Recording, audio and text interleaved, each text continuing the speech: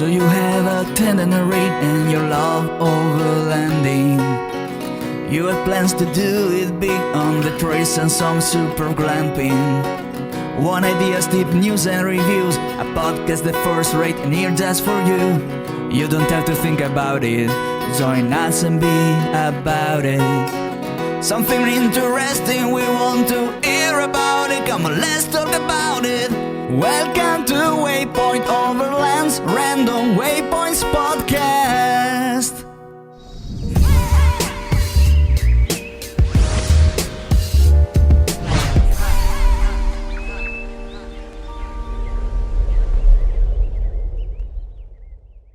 Sponsored by Midland, communication for every adventure, the industry leader in radio communication technology and innovation for over 50 years. Sponsored by MyMedic. Sponsored by Tembo Tusk. Sponsored by Shower Pouch. Sponsored by DeMoss Collective, mission built and made for mobility. Sponsored by BrewTrek. Sponsored by Hard Impact Designs. Always remember, the opinion you follow should be your own. Just consider the things stated here to be a second opinion from a complete stranger online. We flew to Africa, spent 2.5 months there, and then when we got back, we picked up our vehicle and have been all over North America, Mexico, and the United States. Okay. So, just a few months, and it's been tough. It's been really tough. A lot of unexpected financial expenses. You know, we think we're living in our vehicle, it's going to be cheap, but then we have to work too. You know, and that's the hard part. And we weren't really prepared for that section. Had to get a lot of Airbnbs so that we could have service, have internet, so we could make communication with people and send emails and make phone calls so we could do this. Right. So we could do this. Yeah, I don't think we were ready for being in different time zones and having meetings with people from the East Coast, Mid, and West Coast. Yeah. And it was really taxing, especially when we were in Africa. It was like, all right, you're how many hours out? Wait, are you on the East Coast or are you Midwest? Where are you at? So really trying to work that part of it ended up being its own challenge and always was a source of stress because we're trying to first find a place, the city that we could go to, or sometimes not even a city, it's just a town. And whether or not they had Wi-Fi and whether or not it was actual Wi-Fi. Or if it was just something that I could send a text message. Right. Like that can be defined as Wi-Fi. Yeah. Signal good enough to send a text. Yeah. But uploading an image or a file, that was all super challenging. Yeah. Not going to happen. Right. Not going to happen. And then from a relationship standpoint, I think we did the calculation and we have like 82 cubic feet that we're living in that we share. And although, you know, the world is our backyard, it's tough. It's tough because, you know, you're literally feet away from a person 99.9% of the day. And all the bodily sounds and the looks, you know when you're in a house, when you have space, I might roll my eyes, I might do something and it's not necessarily caught because I got space. But when I'm sitting right beside you every day, you see everything. What? What's wrong? Why you do that? So yeah. No, say what you got to say, homie. We had that look. And look, this is the virtual, I'm in my bedroom. Yeah. Right. You know, you put your earplugs in and that was it. You know, that was essentially how we would achieve privacy is put in our AirPods and it's like, I don't want to talk to you right now. And you put your AirPods in and, you know, you stay in that space for some time. Or honestly, it wasn't even that it was a matter of not wanting to talk, but it really did just become wanting to have some me time. And you just need your personal space. Yeah, you wanted personal space. And we just didn't realize, you know, being in a house, how much you can get personal space by just going into another room or going out on a walk, you know. But for us, it was something that was taken for granted, I believe, and really hasn't been talked about much for couples who are overlanding, what those challenges look like because you're not able to get as much me time. And you really do have to be intentional about setting aside time when I get to this place. I've got to go and do whatever I have to do to try to restore myself to bring balance, because if you don't, it starts to create more and more tension. Yeah. And then that tension, it starts to be a powder keg for nonsensical arguments and hardships and hard feelings. And so I feel like we spent the brunt of being in Mexico in that space. Well, what was your balance between, say, in the vehicle or in something other than the vehicle, like Airbnbs or whatnot? What was that? How did you find that balance? So we were probably 50% Airbnb, just because, you know, we couldn't go weeks without working, weeks without communication. So it was probably 50%, which is more than we wanted to do, but we just weren't prepared. So when we go back out next year, we're going to make sure we're equipped with the Starlink and all that stuff so that we can be a little more flexible and mobile and not always have to get a hotel or Airbnb just to work. Because the pockets just cannot afford it. The bank account is like, nope. Not no. gonna happen. Yeah, not going to happen. So I heard some negative stuff. What have been the positives about the journey? The people. The people have been amazing. Very open, very warm, very receptive, very curious. So you guys are staying in this thing. And that's been super amazing. Yeah. Yeah. The countries that we checked out in Africa, we flew into South Africa. We stayed for a few days just to sort of decompress, get ourselves together. We had some amazing friends that lived there that we met in 2015 when we went, and they extended for us to stay with them and to help coordinate everything that we needed to do from their home. And Barry and Lorraine were just amazing for us. They were our home away from home, and nothing was lost. Nothing was lost. So we go into South Africa. We pick up a 2022 Toyota Hilux that had been slightly modified and outfitted to be an overlanding rig. And we make a beeline to Namibia, and we continue to push through Namibia until we got to the western coast, and then pushed up north and continued that way until we got to the PEEVES, which is about a 100-mile narrow strip that the Germans conquered in the early 1900s. That took us to Zambia. We went across to Victoria Falls, thank you. Went to some villages up there, the Makuni, amazing people. And then we jumped down into Botswana and spent about 3 weeks traveling through Botswana before going back into South Africa and bouncing between Durban, Cape Town, and Joburg before flying back to America, coming up into this area, picking up our 200 series, and then starting to make this journey down to Cancun for our niece's wedding. Yeah. So the trip to Africa, was it just a trip to you? Was it, you know, that's the homeland. We're African American. Absolutely. Was it something above and beyond just checking something off the list for you? Do you have any anecdotal story to maybe give us an example of that, if that's the case? So we visited South Africa in 2015. That was our first visit. And it was like, before we were overlanders and knew nothing about this lifestyle, but we did Johannesburg, Cape Town, and then Kruger National Park. So it wasn't our first time, but since Nakota and I were in college, we had this dream of traversing the continent of Africa. And somewhere along the way, one of our friends was like, so why not just do it? Just do it, you know? And an opportunity came up for us to go to Tanzania. So it was like, okay, we can do this Tanzania opportunity. But it was more like a tour kind of thing. It was like, but we're overlanders, so why do a tour? Yeah. And the cost was going to be essentially the same. Crazy expensive. Right. So it was like, okay, we could For go like 2 to weeks. we could go to Tanzania for 2 weeks and do Mount Kilimanjaro, or we can save or have the same amount of money, but self-fund ourselves and do 2.5 months and do what we wanted to do. Exactly. So that's good for people to hear. Yeah. Because that's Right. a big difference. Like It's a 2.5 huge months and difference. 2 weeks is a big deal. Yeah. It's a huge but difference. you know, it does require a lot of courage because we're self-guided. So we had pretty much an itinerary of places that we were going to stay, and they give you a big map, atlas that tells you, all of the places you're going. And we were using Gaia electronic devices and all of those things to get to where we were going.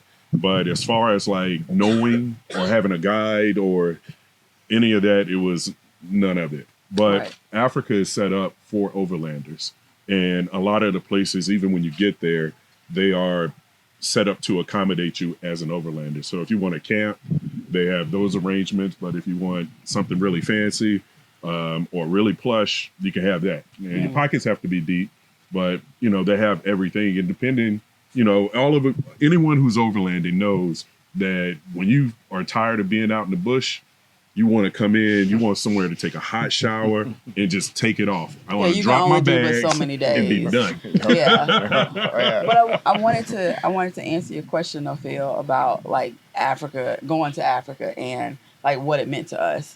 I don't think I knew what it was going to mean to overland Africa when we went, because we had already kind of been to we had already been to the continent, but doing it overlanding and being able to not just visit the cities, but all the small towns in between it. Like, when you travel from in the US, when you go between, say, Atlanta and New York, it's a whole bunch in between that you just don't get to see. And it's the same way when you travel anywhere internationally, but I mean, specifically in Africa, the cities are just so completely different from the remote villages. And to meet people who had never seen a Black American, who we were just something that they've seen on TV. Right. I was not prepared for that. Ever. For people to be inspired just by our presence, like, because I mean, everybody knows the history of America and slavery, and to be able to come back to the continent, that's huge. That's huge. It's huge for African Americans, period. But to see other people respond to us like, you came back, you came home, and to truly be received as family, I didn't expect it. No. And then, like I said, seeing Black people who had never seen us before, to have another Black person want to touch my hair, and it was mind blowing. Yeah. It was mind blowing, but it really has shaped how I see things here. Having people not being familiar with, a Black American, it's made me soften my perception of maybe a rural American that's not accustomed to seeing Black people. That person could be having the same experience. The same experience. I've only really ever seen Black people on TV, and we've had those situations. And as Americans, I think sometimes we look at it as African Americans and say, well, that's silly. Of course, you should have been and seen somebody Black. But how often have we seen Native Americans? How often have any of us actually had that kind of space? Mm-hmm. So in us understanding the possibility of not being a minority in that sense, we started to recognize that even as an American, it's unfair to have an expectation that someone should know who I am. So those were some of the things that started to become more prevalent the longer we were there, and really started to give us pause about what it meant to be an African American having the American experience. Mm-hmm. So we really, I think, changed a lot about our outlook, just in general, about what it means to be American. And many of those countries you went to, I found too, because most of them were colonized. Yeah. So they had their own internal struggles for sure. Absolutely. Yeah, and that was super tough. That was really tough, specifically in Namibia, to see the effects of colonization, and it was still there in a very real way. Mm-hmm. And what was so wowing was Namibia looked to South Africa for the blueprint for how they achieved freedom from colonization. Yeah. South Africa looked to America and what we did in the civil rights in the early 60s. So to look at them and see that in many ways, they were like, we were their superheroes. And now we've come back home was every single time, just, it would take your breath away to have the conversations and to have questions being asked about what it means to be American, whether you were going to stay, and if you were coming back, when. I still get messages on WhatsApp about when are you coming back and what does it look like. So that I think was the most riveting aspects of traveling there. I like that. So from talking to you on camera and off camera, I've come to the conclusion that you guys transitioned from being tourists to travelers, and you value immersion in the culture that you're at. Yes. Do we have an agreement? For the audience and people listening, could you express the value of immersing yourself in a culture as opposed to visiting a culture? Yes. The more time you spend with the culture, the more you start to understand the nuances of it, right? But fundamentally, what we've seen as travelers, global citizens, if you will, is everywhere births, weddings, deaths, and like graduations, all of those kind of benchmarks, moments, milestone moments in people's lives, everyone celebrates them. Every single one celebrates them, or they mourn them. And what you start to see are the intricacies of those relationships in those families and how they do it. Because, what is the Mexican 15-year-old girl birthday called? Quinceañera. Yeah, that is very cool. And I was really hoping that we would have the opportunity to see it, because in having those intimate moments, you really start to recognize what you have at home and what these experiences are when you're at home and why they're so endearing. And I think that the longer you are immersed in another culture, specifically for us as minorities in America, to go to another country and our skin makes us a majority, we no longer are seeing it through the eyes as a minority. And that was a game changer as well, because I'm no longer able to qualify myself in a country, even though I'm still a minority because I'm a visitor, but someone's looking at me from the hue of my skin and it's like, you're from somewhere on the continent. Where? And that's it. So I think it changes and helps you to become more sympathetic and empathetic to other humans, regardless of where they're from. Yeah. But I think traveling versus being a tourist, being a tourist is all about having fun, going and seeing and doing. But when you're traveling and really immersing yourself in the culture, it takes a level of effort, like to try to learn the language. And in Namibia, it was really hard because they don't have a national language. Language is very regional. So almost every other day we're having to start over. Okay, how do I say hello here? Whereas in Botswana, they have a national local language, Setswanan. So we were able to practice and be more consistent. But it's hard. And I think I had a lot of compassion for also people who immigrate to the United States and learn languages quick. I've been here 6 months. I learned English. I learned your language. And me, I'm fumbling. So I just think going and traveling and really immersing yourself in a culture and experiencing how people do things and why they do them and learning, it just makes you a better person. And not as judgmental.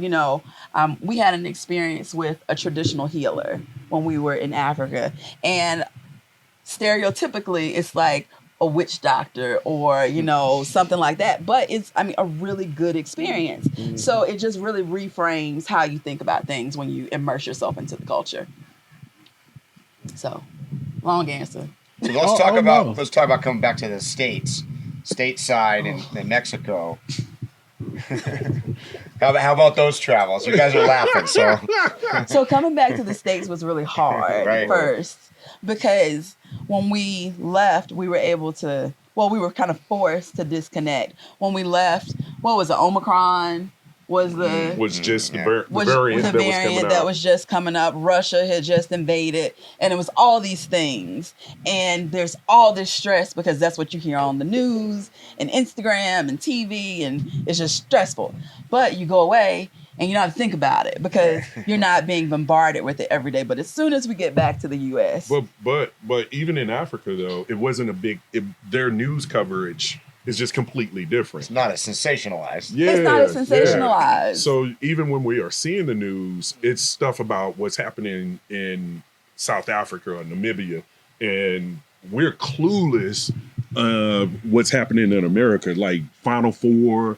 Any and all sports was like, I have no idea what was happening. So I'm on like getting text messages from family asking about, okay, who won the game last night? You know, just so I could be somewhat cognizant of what kind of things were taking place in America.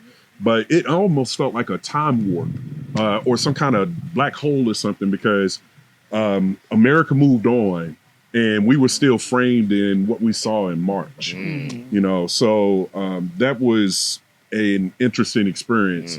But when we crossed the border in Mexico and came back into America, it was just like every border crossing. It was a very hard change in culture, and that change into the American experience was like, oh yeah, we're back home.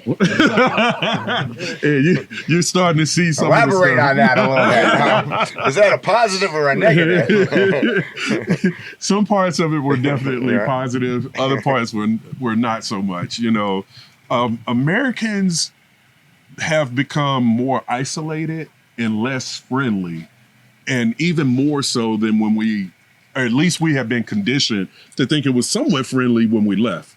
But when we came back, it felt like people were very separate. And although we were in Mexico and we were certainly felt like outsiders, we didn't feel ostracized or like I'm not interacting with you intentionally.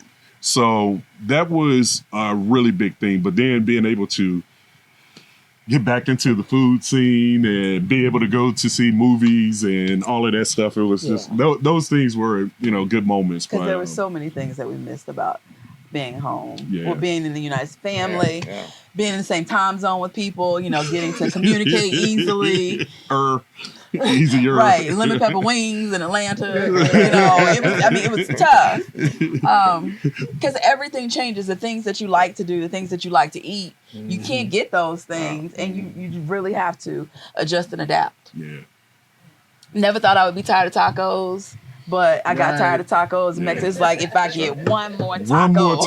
What else is on the menu? Cravings for American stuff that you don't normally even want. Right. I just want pizza, some chicken wings, some grits. Sonia was on this grits thing, and it just became more and more. She's like, I just gotta get some grits. It's like, when are we gonna be somewhere I can get some grits? The first thing I bought at the grocery store when I got back to the country was grits, and I didn't cook them right away, but I was like, I need to have them. So the next time I'm in a house, you know, in four walls, I can cook them and make them all nice and creamy and steamy and buttery and Yes, ma'am.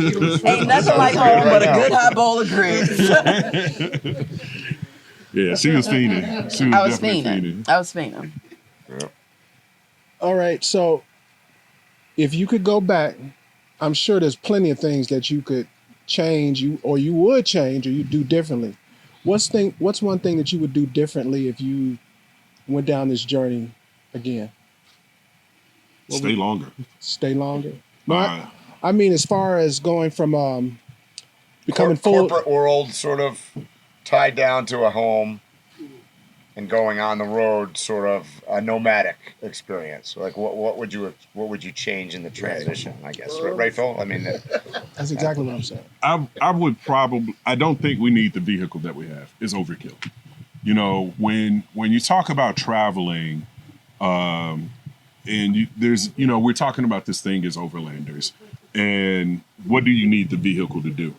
And there were certainly a ton of places that we went that we knew that the capability of the truck was what got us there. You know, 5 days on the beaches in Todos Santos. You know, we don't have a beach to ourselves. We have an entire coastline to ourselves for 5 days. I think we saw like one vehicle the entire time we were there. And that was a function of what the truck gave us.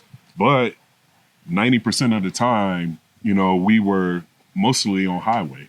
You know, you get off trail or you get off road to get to a destination or to play. But when you're overlanding, your vehicle is your home.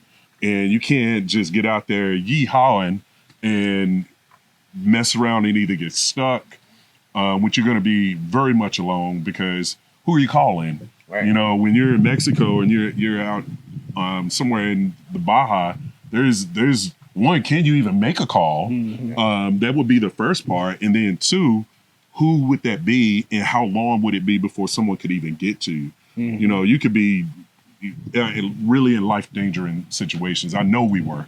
But for the most part, when we weren't in those particular scenarios, it was just highway. And it's like, I don't know that we would need all the things in the Land Cruiser to do North America. Going back to Africa, certainly. I think that the cruiser is built out for the punishing roads that Africa has, you know, but I'm glad you bring that up, because like that's sort of, we talk about that a lot. Phil and I talk about that sometimes, like the definition of overlanding. And I think a lot of people mistake that for off-roading or something else, and that's not really what it is, right? Exactly. Yeah. Exactly. It's vehicle dependent travel where the focus is on travel. You know, you don't need the big souped up vehicles. You just need an adventurous spirit and to be flexible. To be flexible. You know, because I mean, people overland in everything. They overland in motorcycles. They overland in Corollas. Yeah. They overland in big old souped up apartments on wheels. You know, there's so many different extremes, and you just don't need all of that. So, I would definitely not build a car as robust as it is. Yeah. So I should do the helicopter thing? You know, you can never go wrong with a helicopter. Highly recommend helicopters. Exactly. But you know, I don't know if I would change anything about the experience other than the vehicle build. I think the getting there is the tough part. You know, how you get there, there's not really a right, wrong way to do it. There's always going to be hiccups. There's always going to be unexpected things. And I know we experienced some amazingly unexpected things that I would have never thought we would have dealt with. And if I could change it, if I had the ability to change it, I would. But I mean, a lot of things are just outside of your control. And I'm specifically talking about like our home refinance process and getting our home devalued and all that stuff. If I could go back and change history, that is what I would do. Okay. And because that would have made our process so much smoother. I totally get it. Yeah. That was, I think, super tough. And the American experience, specifically for African Americans, we were, at the time, we had wanted to leave a year ago, but we went through the process of refinancing our house, and we ended up in this situation where the home appraiser devalued the house, and then the bank co-signed on the devaluation. Yeah. And so we hadn't been able to really talk about it because it's still under investigation, and I'm not going to go much further than that. But that added a degree of stress that became another one of those things that unnecessarily wears on you as a human. Right. And it, you know, it's really tough to want to be proud as an American when you feel like you're always being punched on, no matter how good you are or whatever it is that, you know, you walk the line. Like, I've, over my entire 49 years, I've had like 3 speeding tickets. None of them are on my record because they weren't really ever anything significant, but top secret clearance. And, you know, you still, it's like, what is it that I can do to say I'm American? Right. You know, so to go out into the world and you're in Africa or you're in Mexico, they don't see me as African American. Not at all. Not at all. You are 100% American. Just American. And it's one of those things that you start to recognize that the world really does just acknowledge us as American. And what is it that we want to say about the American culture? And for us, after having that experience and recognizing that if we are Americans and not just African Americans, and I'm not trying to belittle that, but how can we lean into helping other Americans really lean into this? You know, that we can buy, or that we live the creed that this country has promised everyone. And we brought that energy back, and it's really started to infuse with how we wanted the gathering to look. We certainly wanted to lean into African American brothers and sisters, because we know the value of being out in nature. We also wanted to lean into these rural communities to give mainstream Americans an opportunity to perhaps say something different than how they've been cast on television and on news. Do they have an opportunity to not be considered racist or antagonistic? So for us, we could lead in a way that helped Americans become closer and not as divided as it was when we walked into the country back in July, August. Yeah, because at the end of the day, we're all the same. We all bleed red, and wherever we go, we are looked at as Americans. We're not Black Americans. Right. We're not African Americans. No matter what we think we are, we're just regular old Americans. Gringos. Gringos. Gringos. We were in Cuba one year. This was 2019. No, 2020. It was it's 2019. because we were there during inauguration. Okay. We were there. Details. Yeah, details. It doesn't even matter. But we were having a conversation. You know, they were asking about all the politics in America and this and that. And it was like, well, how do you look at us? It was like, gringo. It's like, but we're Black. And we always thought gringos were white people. Yeah, that's what I was thought. I was like, no, you're American, you're gringo. Yeah. It's like, okay. Yeah, essentially, if you don't speak Spanish natively, you're gringo. Yep. You know, and that was a bit of a shock. So. So now going forward, you talk about like this, you've realized these things. What's kind of your plan going forward, and how can you, what's your plan to bring this enlightenment, I guess, right? Or whatever we want to call it. Well, I think a lot of the plan is what we're doing right now with the gathering. It was initially created as, safe space where Black and brown people can, come outside, feel comfortable, learn about the outdoors. Never an exclusive environment, but we wanted to make sure that people that look like us felt comfortable. And I think with our new enlightenment, just making sure that everyone feels comfortable in the environment, because we did get a whole lot of questions this year. If white people were welcome, people afraid that they're going to be the only one. Am I going to be the token white person? And it was really weird to get those questions from white people, because I'm like, I'm a token almost everywhere I go. At work, I was a token. I would be the only Black woman sitting in a conference room. When we go to Overland Expo, the very first year we went, I think we counted 12. To feel I think that's when high. I met you guys. Yeah. And it's like, we get very accustomed to being the minority, but, inviting other people in and making sure that everyone is comfortable being a minority. Yeah. Because I think if you experience safe space in the concept of being a minority, then you start to understand how you can help create that safe space. I think I was talking with someone about that they felt like even though they were in Mexico, they didn't feel like they were a minority.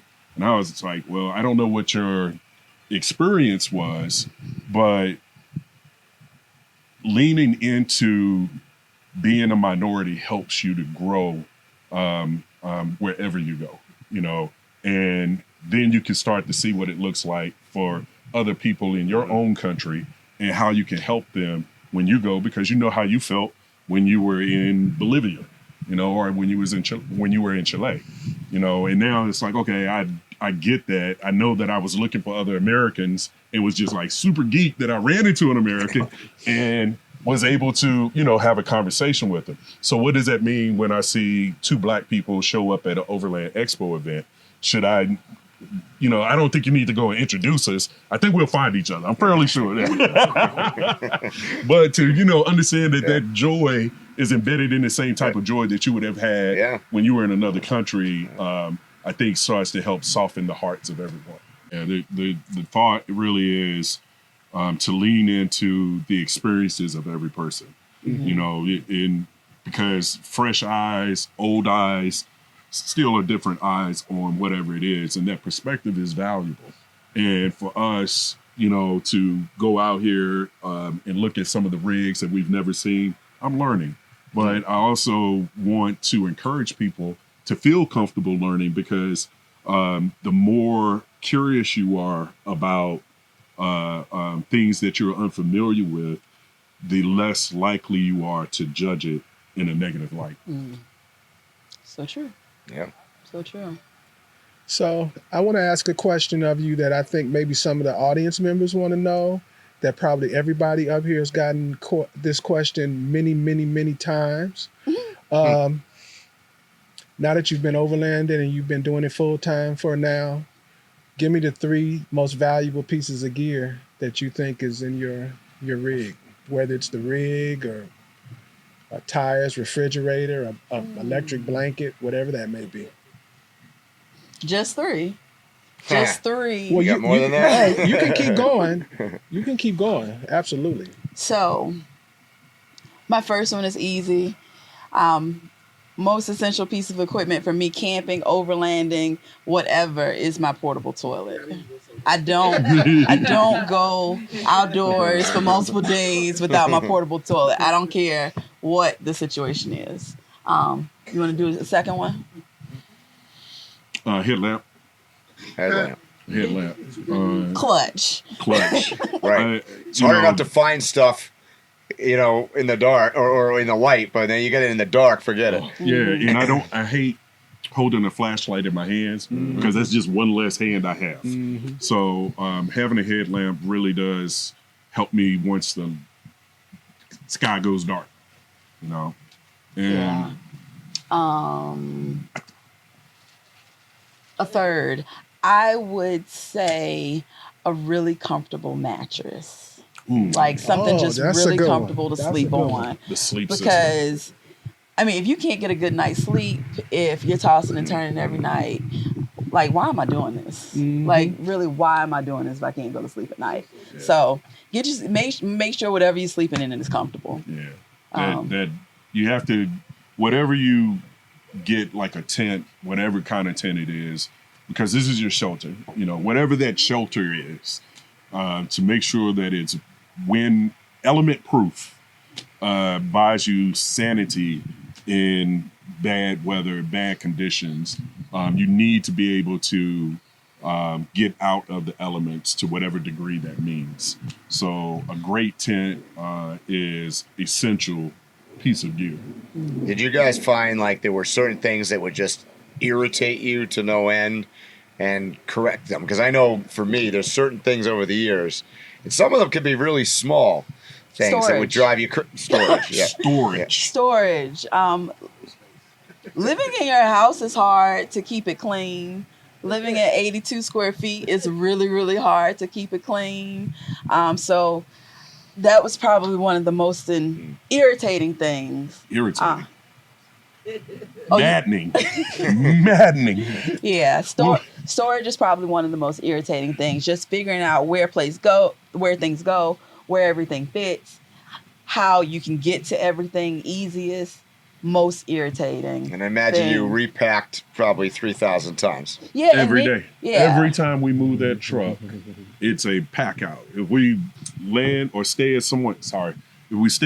wherever we stay, as soon as we start unpacking, the truck never looked, no pack was ever the same, no matter if nothing changed. And it drove us bananas because we overpacked the truck when we left, because we honestly didn't think we were trying to take all of the things, but we certainly took all of the things, and we couldn't get to anything. And because we couldn't, it was just argument after argument about where is it? I don't know. And then you look and it's like buried behind 10 boxes. And it's like, why are all these boxes here?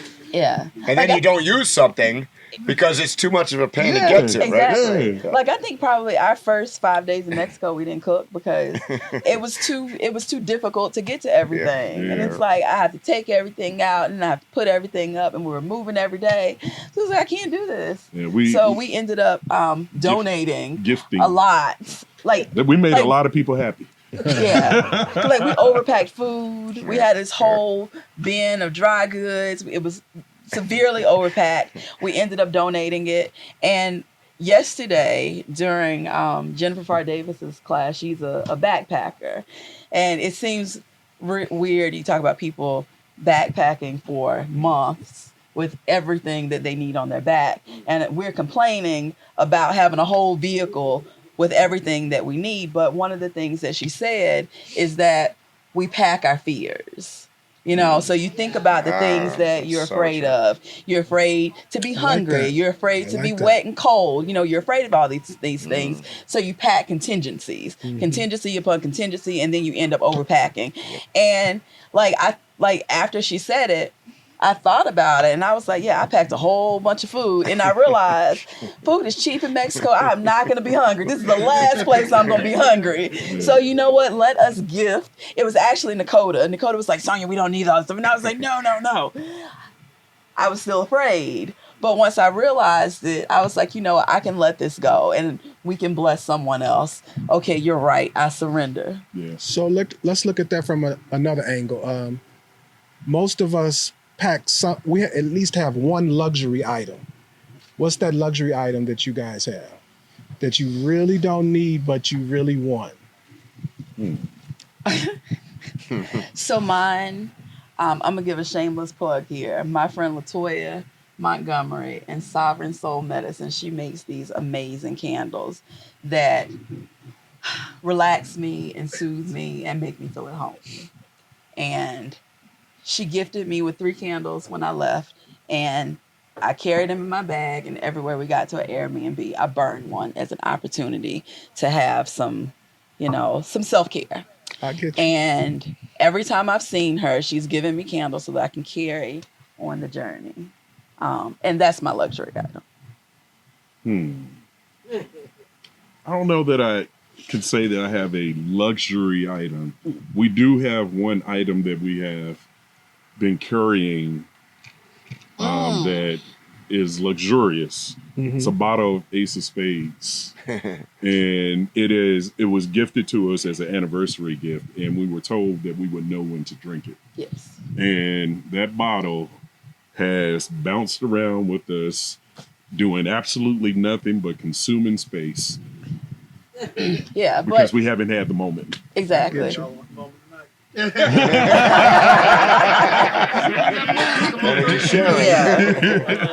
So Ace of Spades, for anybody who's not familiar, is a bottle of champagne, and it's actually owned by the Carters, Beyonce and Jay-Z.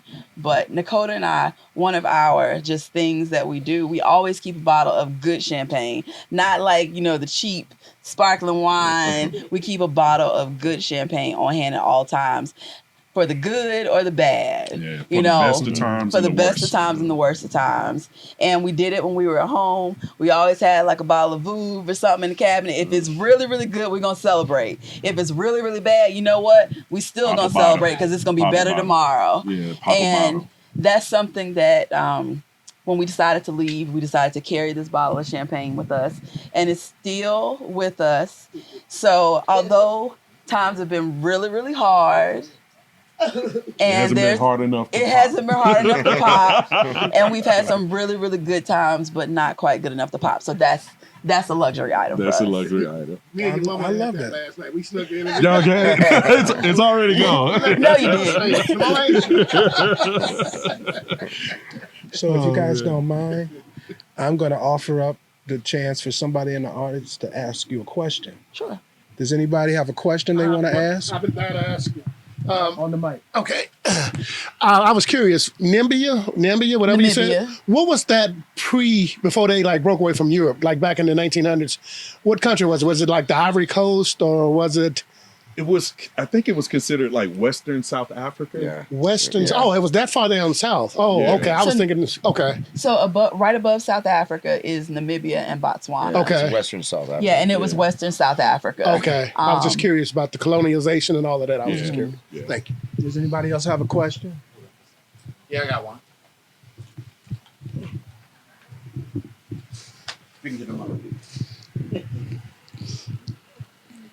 Dakota, Sonia, I know you guys have a mission. Could you talk a little bit about your mission statement for Staples and Tents?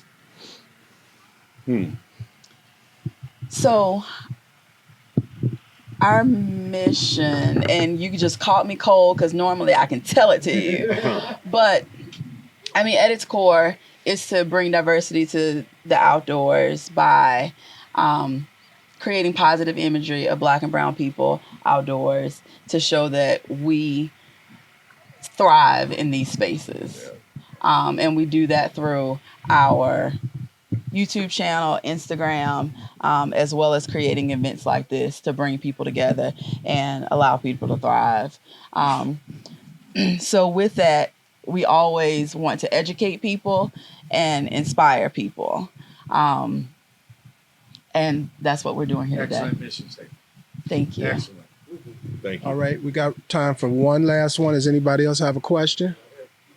Can you come up? 10 second rule. When considering your living quarters with a tent, you said something about you look at considering the weather and the elements. What about animals? Do you have any consideration for that? And if yes, please share. Yeah, I know, right? Run. Right, Ron. Fast. Tent camping inherently, you're as close to nature as you can, get, other than to say that you just open camp, I believe, which is something that I've become more familiar with, which is people just sort of sleep on a mat or just sleep out in the open. So it's a thing in and of itself. And then, of course, you have hammock camping and then tent camping. And for us, the animals have not been so much of a thing. I think they see the vehicle as a complete structure. And so it's not something that they're looking at, and it's specifically in Africa, it's just a structure.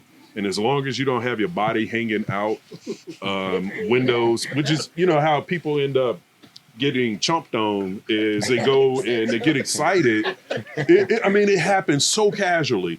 When we first went to Africa in 2015, we get off the airport when we were heading out to Kruger, and within 3 minutes of leaving the airport, there's a huge giraffe just walking down the side of the road. And the first thing we did was let the window down and was like trying to stick a hand out to take photos. And, we had so many of those moments, but it's just this kind of natural feel that you want to do it.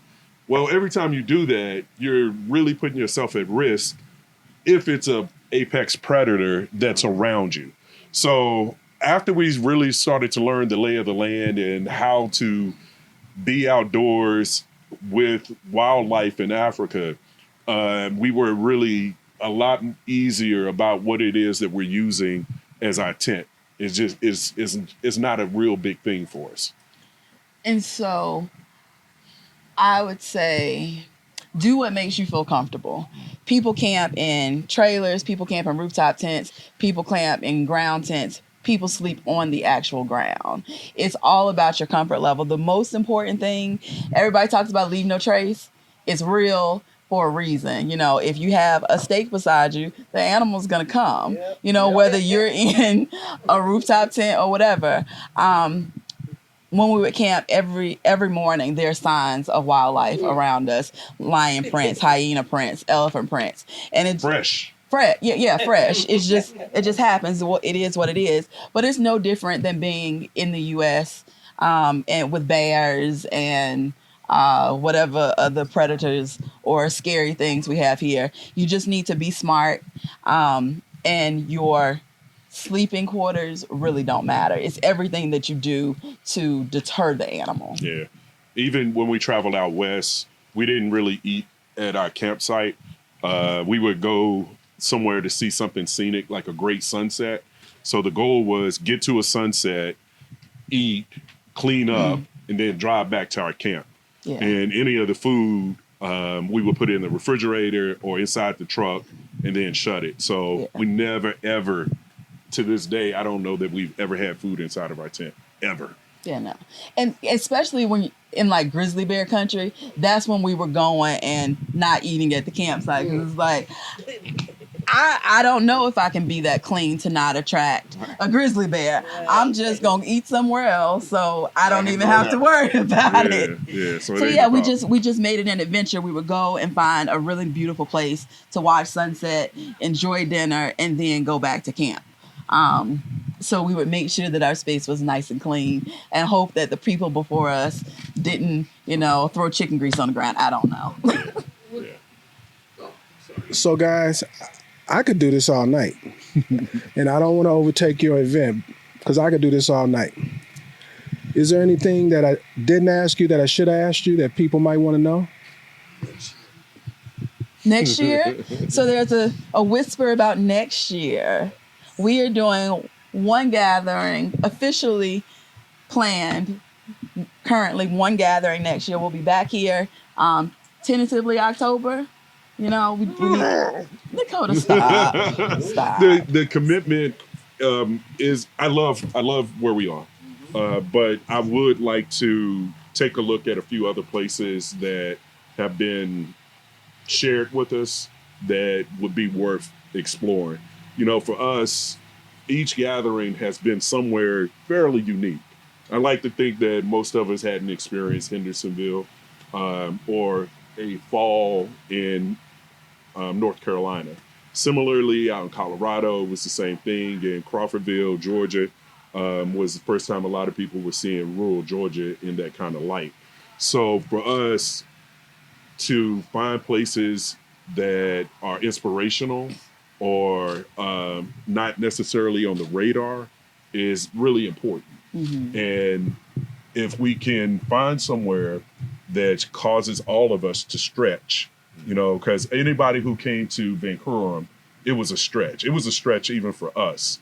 And to hear the stories of people preparing for that journey, seeing it play out on Instagram, people building their rigs or getting their rigs ready, new gear, and all of the things to take this really big road trip across America and to see America, I think is wonderful.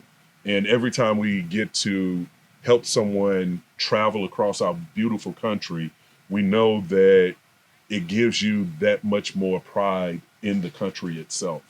And if we're all proud of being an American and we can lean into what it means to embrace each other as Americans, then the country can become better. So for us, I love here, and I don't want to say that we're not coming back. I just would like to leave it open for us to see somewhere else. So clearly we have a difference of opinion about what's next. But what we can promise is that the gathering is not going anywhere. The gathering will be back next year, and the community will continue to grow. And you asked if there was anything I want to share. It's been a journey. It's absolutely been a journey. And we are here because of all of you guys' support. We so appreciate you. The days, months, weeks leading up to this were tough. We questioned whether or not we wanted to do this, could do it. But being here and being amongst all this positive energy and hearing everyone talk about the impact that this event and us has on their lives, it every time I am encouraged and understand why we put ourselves through all this drama. So if I could ask anything of any of you guys, it's to tell a friend, tell a friend, tell a friend. Tell them about the gathering, tell them about Staples and Tents, tell them about our YouTube, tell them to go buy a shirt. Tell them to become a Patreon, tell them to do something, because it's a lot. For everybody out there, how do they get a hold of you? What are your social media? Yeah, so Staples and Tents. Our last name is Staples, and we sleep in tents. So INTENTS. And our website is staplesandtents.com. Our Instagram, Facebook, YouTube, Twitter, TikTok, everything is Staples and Tents. So we're pretty easy to find. Yeah. So first, I want to thank Sonia for keeping our record 2-0 for crying on the podcast. I have really been trying to hold it back. Good job. I have really been like, there were a couple times I was like, nope, not gonna do it. But I mean, it really truly means a lot to see each and every person who's here. Yeah. And to know that stories. Clean. That's clean. To know our stories and how they're connected, and that some of you have been friends or family for life. And I see that my mom camping for the first time, my daughter's mother and her husband, they're here camping for the first time, supporting us. My Uncle B, and to see that people are taking their first camping trips and first journeys, and that it indeed was that you came and you had safe space and you were able to explore and curiously tap into that childlike energy and see and touch and be amongst each other is the point. And if it helps you help someone else, then you have won. And I feel like we have won the day. You know, we can rest easy after having these experiences with y'all. So thank y'all for being here. We know that you did not have to be here, but you came. Yeah. Well, for me, it was a privilege to do this. Thanks for doing a second podcast with us. Is there anything you want to say, Mike? No, I love being here. This has been an awesome weekend, and thank you guys for talking to us today. And we're gonna have a lot of fun tonight. Yeah. Yes. So yes. Edgewood Heavies, I saw 2 of the band members come. Let's wrap up the podcast before we do now. Oh, sorry. All right, guys, you already know what I'm gonna say. Stay safe, tread lightly, and hopefully I'll see you here or on the trail soon. You have been listening to Waypoint Overland's Random Waypoints. Like, subscribe, and stay tuned for more.